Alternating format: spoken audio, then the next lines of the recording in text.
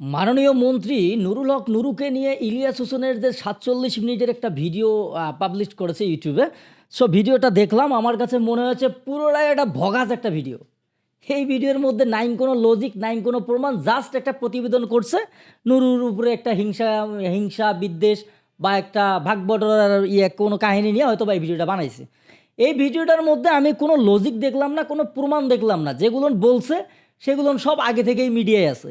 কি মিডিয়ায় আছে? ধরেন নুরুল হক নুর ডাকসুর ভিপি হওয়ার পরে শেখ হাসিনার পায়ে সালাম করছে, তাকে মা ডাকছে। তো এগুলো তো আমরা আগে দেখছি রে ভাই। নতুন কি দিলেন আপনি? তারপরে নতুন কি দিছে? এই ভিডিওর মধ্যে নুরুল হক নুরের বিরুদ্ধে যে অভিযোগগুলো আনছে, সেই অভিযোগগুলো করছে কারা? অর্থাৎ নুরুল হক নুরের যে প্রতিপক্ষ ছিল বিএনপির হাসান মামুন, যিনি এখন দল থেকে বহিষ্কৃত নেতা, তিনি অভিযোগ করছেন এবং তার যেসব নেতাকর্মী রয়েছে সেগুলো অভিযোগ করছেন। মানে একটা জিনিস চিন্তা করুন, ধরেন আপনার কারোর সাথে বিরোধিতা আছে, ওনার কাছে আপনি নিতে গেলেন সাক্ষাৎকার, তো উনি কি আপনার বিরুদ্ধে নিরপেক্ষ বলবো নাকি আপনার বিরুদ্ধে যা না তাই বলবো? তো এই হইতেছে এই প্রতিবেদনের সারমর্ম, আমি যেটা বললাম সংক্ষেপে। আর আর কিছু কিছু বিষয় এখানে আনছে, যেমন নুরুল হক নূর 5ই আগস্ট পরবর্তী সময়ে তিনি দুবাই যান, সেখানে 5 স্টার বিল্ডিংয়ে ভাড়া থাকতে চান। তো 5 স্টারের বিল্ডিংয়ে ভাড়া থাকতে চান, তাতে সমস্যা কী? তার টাকা পয়সা হয়েছে, সে রাজনীতি করে, মানুষ তাকে দিতে পারে টাকা পয়সা, এই জন্য হয়েছে, সে 5 স্টারে যাইতে পারে। কিন্তু এইটা তো কোনো প্রমাণ না রে ভাই। তিনি দেখাইলেন কি ভিডিওর মধ্যে তার বাবা, তার বোন জামাই, তার শ্যালক, এরা কোটি কোটি টাকার মালিক হয়েছে। তো কোটি কোটি টাকার মালিক হয়েছে এটা তো সবাই জানে বা দেখতেছে, কিন্তু আপনি যে নিজেরে মানে সাংবাদিক, অনুসন্ধানী সাংবাদিক দাবি করেন, তো আপনার এটা অনুসন্ধানী প্রমাণ কু?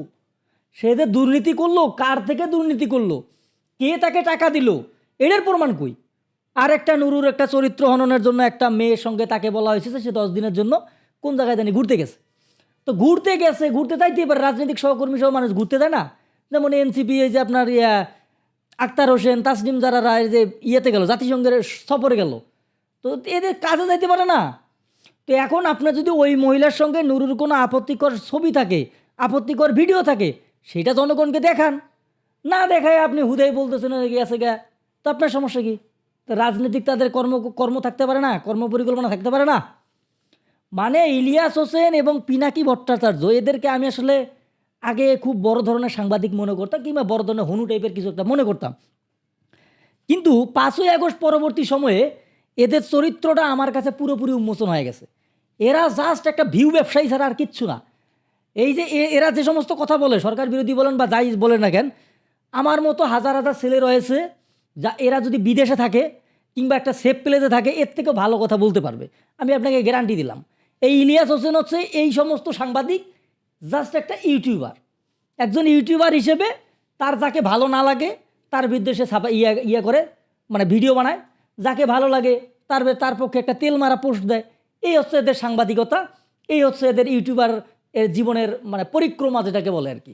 যাই হোক, এই 47 মিনিটের ভিডিও দেখে আমার কাছে যেটা মনে হয়েছে, পুরোটাই একটা অবান্তর, পুরোটাই একটা মানে যুক্তিহীন একটা ভিডিও, যেখানে চাইলেই এই নুরু তারপরে নুরুর রাশেদ খান, এরা তো দুর্নীতি করে কোটি কোটি টাকার মালিক হয়েছে, এটা তো আমরা সবাই বুঝতেছি।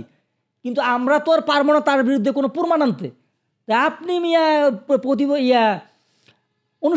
অনুসন্ধানী সাংবাদিক জুলকারনাইন সাহেব কী করে? কারোর বিরুদ্ধে কোনো কথা বললে একবার প্রমাণ টরমাণ সব নিয়ে বলে।